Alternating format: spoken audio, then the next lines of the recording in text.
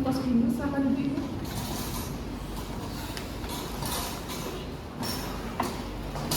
Selamat pagi Bu Agni Tinggi. Sekarang kita ada pengecekan informasi untuk mengetahui pertanyaan atas pagi Bu Ais dan Bu Siska. Di sini saya cuma ikut tetangga. Katanya di sini ada screening gratis. Iya betul Bu, di sini ada screening gratis. Nanti kita baru cek tekanan darahnya Ibu.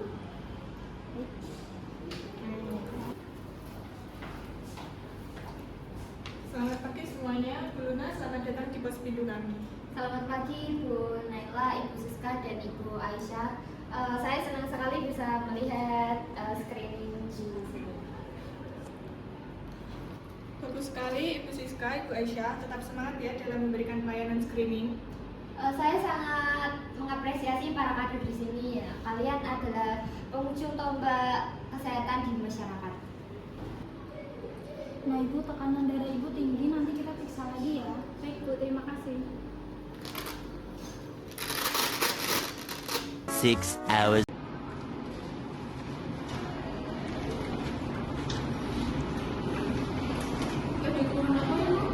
Perkenalkan nama saya Adia. Saya tuh kemarin tuh sering di sini Bu. Nah, hasilnya itu katanya tuh tekanan darah saya itu tinggi. Tapi saya tidak memiliki keluhan gejala apapun. Itu gimana? Saya cek dulu lagi. Terus kemudian Iya. dari datanya, tekanan darah Ibu tinggi. Mungkin ada beberapa faktor yang mempengaruhi Ibu tinggi. Ini kita bisa cek ulang di masalahnya.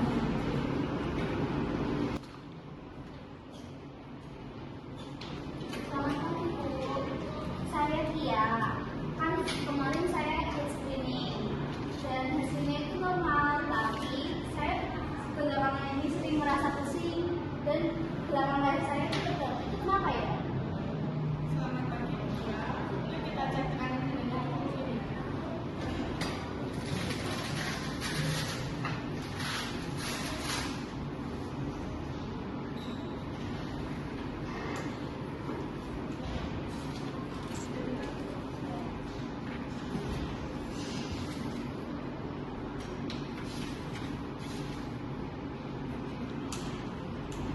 Wah, ini hasilnya sedikit ya, Bu. Ada data yang screening kemarin. Padahal di bulan kemarin screeningnya tekanan darahnya normal ya. Wah, ini adalah tantangan yang sering kita hadapi ya. Hasil fase positif bisa membuat orang khawatir tanpa alasan yang kuat. Jadi sementara fase negatif bisa membuat orang merasa aman padahal sebenarnya ada masalah.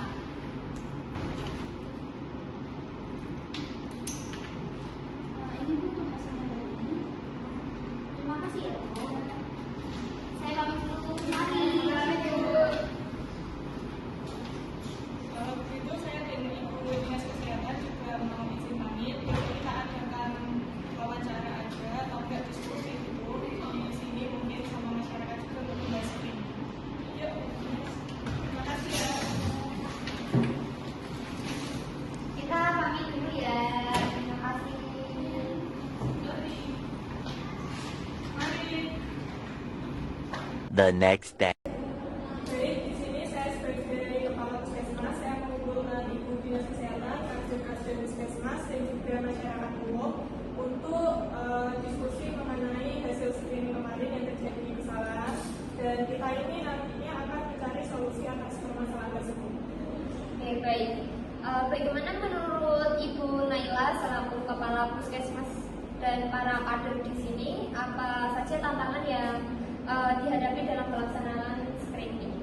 Menurut saya, tantangannya itu kurangnya pelatihan yang mendalam bagi kader, terutama dalam hal pengecekan tekanan darah, sehingga hasilnya itu kurang akurat.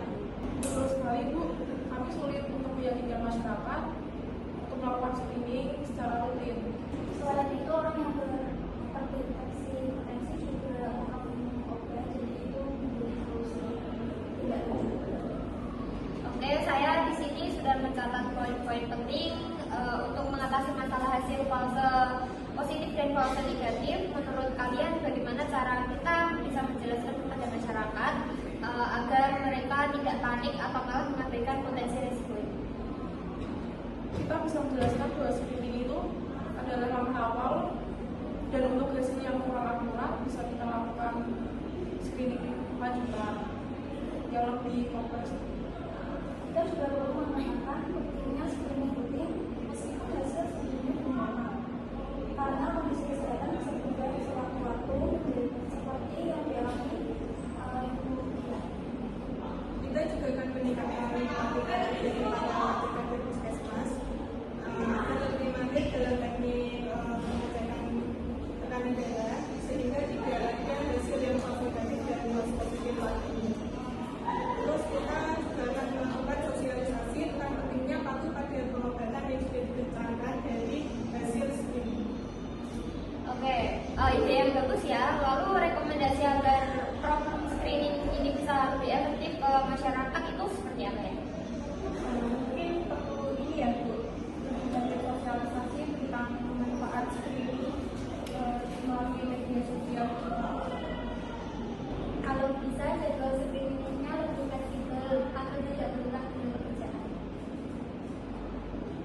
Mungkin setelah screening ada informasi yang lebih jelas tentang apa yang harus dilakukan jika hasil positif atau bukan. Dan mungkin juga penting untuk mengingatkan masyarakat agar tetap waspada terhadap gejala meskipun hasil screeningnya normal. Terima kasih atas masukan yang sangat berharga ini. Kita akan evaluasi dan mencari cara untuk meningkatkan efektivitas program screening hipertensi di sini. Lalu kerjasama dari semua pihak, termasuk para kader dan masyarakat, sangat penting untuk mencapai tujuan kita bersama. Masyarakat yang sehat dan produktif. Bagaimana, setuju? Setuju. Screening kesehatan memberikan banyak manfaat bagi dinas kesehatan, termasuk membantu dalam perencanaan program kesehatan, deteksi dini penyakit, pemantauan kesehatan masyarakat, dan evaluasi program kesehatan. Screening juga memungkinkan dinas kesehatan untuk mengidentifikasi faktor risiko penyakit, memberikan edukasi kesehatan, dan meningkatkan kualitas pelayanan kesehatan. Selanjutnya, manfaat screening bagi peran saya yaitu Kepala Puskesmas yang pertama untuk merencanakan program kesehatan yang lebih terarah dan efektif sesuai dengan kebutuhan masyarakat di sekitar wilayah puskesmas di daerah tertentu.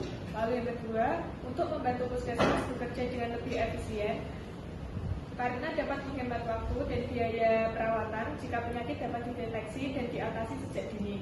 Yang ketiga, screening juga bisa menunjukkan komitmen puskesmas terhadap pencegahan dan promosi kesehatan masyarakat sehingga dapat meningkatkan kepercayaan masyarakat sekitar. Screening bagi masyarakat umum. 1. Deteksi dini penyakit. Screening dapat membantu mendeteksi penyakit pada tahap awal sehingga pengobatan dapat dilakukan lebih efektif. 2. Pencegahan penyakit. Screening dapat membantu mengidentifikasi faktor risiko penyakit sehingga masyarakat dapat mengambil langkah-langkah pencegahan. Selanjutnya, meningkatkan kesadaran kesehatan. Screening dapat meningkatkan kesadaran masyarakat tentang pentingnya kesehatan dan pencegahan penyakit, serta yang terakhir, meningkatkan kualitas hidup. Screening dapat membantu masyarakat untuk hidup lebih sehat dan meningkatkan kualitas hidup mereka. Manfaat screening menurut Kader yang pertama, mendeteksi penyakit dini agar dapat terdeteksi lebih awal sehingga tidak lebih lama. Yang kedua, meningkatkan kesadaran masyarakat agar lebih peduli dengan kesehatannya. Yang ketiga, mengurangi resiko komplikasi.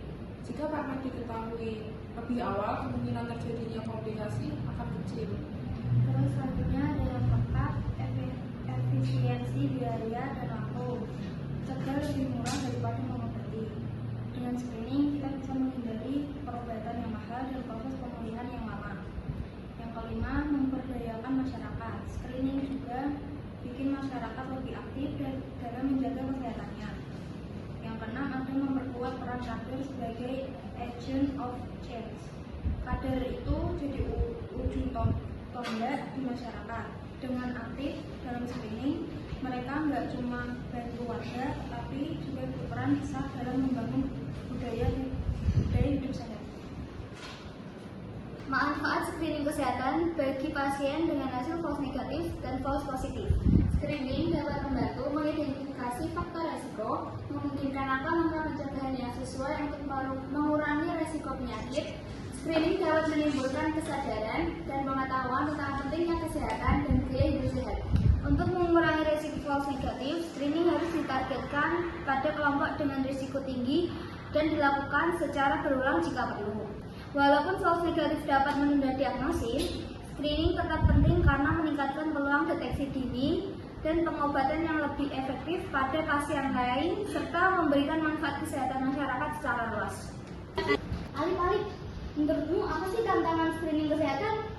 Tantangan dalam screening kesehatan menurutku adalah rendahnya kesadaran masyarakat bahwa screening bukan hanya untuk orang sakit, sehingga partisipasi sering kurang optimal. Keterbatasan sumber daya manusia yang terlatih untuk menjalankan screening secara efektif kurang di daerah pedesaan. Itu kalau menurutku. Kalau menurutmu?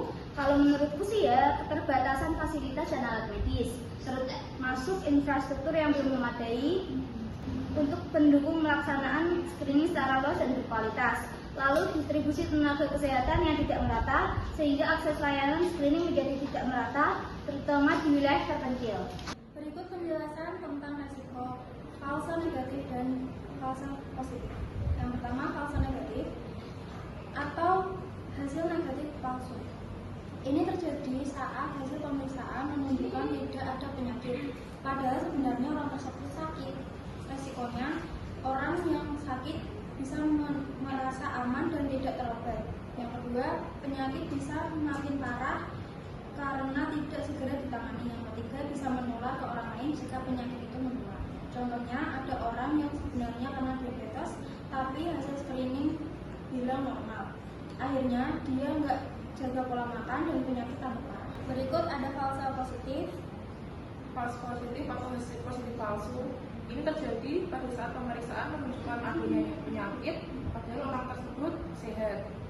Resikonya, yang pertama, orang jadi cemas atau stres karena mengiranya dirinya sakit.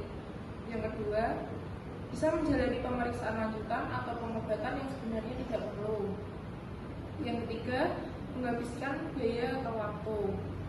Contohnya, seseorang dinyatakan beresiko kanker dari hasil awal, padahal ternyata tidak. Dia takut dan langsung periksa ke rumah sakit besar, padahal sebenarnya dia sehat. Kesimpulannya, walaupun tidak 100% akurat, screening tetap penting untuk deteksi dini. Hasil screening sebaliknya dilanjutkan dengan pemeriksaan lanjutan oleh tenaga medis agar hasilnya lebih pasti. Jadi kami memiliki beberapa rekomendasi agar program screening itu dapat berjalan lebih efektif. Yang pertama yaitu meningkatkan kesadaran dan pemahaman masyarakat tentang manfaat screening dan mengatasi hambatan partisipasi seperti biaya, aksesibilitas, dan ketakutan. Lalu yang kedua, melakukan evaluasi rutin terhadap program screening untuk menilai efektivitasnya dalam mengurangi angka morbiditas dan mortalitas. Yang ketiga, dengan menggunakan alat screening yang valid untuk mendeteksi individu yang benar-benar sakit. Yang keempat, ketersediaan infrastruktur dan sumber daya yang memadai.